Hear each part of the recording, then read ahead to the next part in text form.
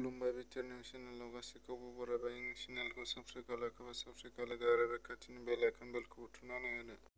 Kokrajhar girls HS स्कुलनि थाखो 9 आव फरायनाय हुसा थिउरा बसुमतारी बिथाङा स्टेट लेभेल एनसिएससि 2021 आव देरहासार जानानै नेशनेल लेभेलाव सायख'जादों।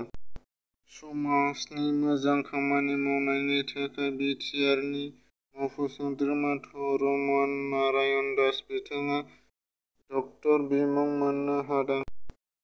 अल इन्डिया अन्थाइगोरा बड'सा सना काप बुलेट बादायलायनाय खुंनो बानजायनाय आफादनि मावखुलि बेखेवदों। बिटिआरनि गेलेमु आयदानि एएम दावबायसा बर' बिथाङा बाक्सा जिल्लानि सिङाव थानाय जावलिया देवान फोथाराव बरिमाखायाव बाक्सा जिल्ला बर' थुनलाइ आफादनि जानो गोनां 16थि जामुं गाहाय खुन्थियाखौ मैया बिटिआरनि बिबुंथिगिरि काथिराम बर' बिथाङा गायसनदों।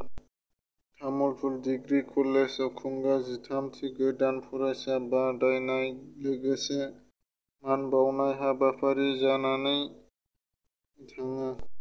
एमएलए इमानुएल इस्लारिनि हेंथायै बाक्सा सालबारियाव मुसुखा सावनानै सोमावसारदों। हाग्रानि मैजों सौथारजानानै जिउ गोमानांनाय बिसारकारिया मुंनि दुखुथिया नख'राव बिटिआर मावफुं सोद्रोमा गौतम दास बिथाङा दावबायहैदों। धीरेन बर' बिथाङा फैबाय थानाय समाव बिग जिर' जागोन नामा? मैया गोबां धीरेन बर' हान्जानि बारग' एनडिएफिफोरा बिथांखौ नागारना बिटिआरनि मावफुं सोद्रोमा रनजित बसुमतारीजों लोगोसे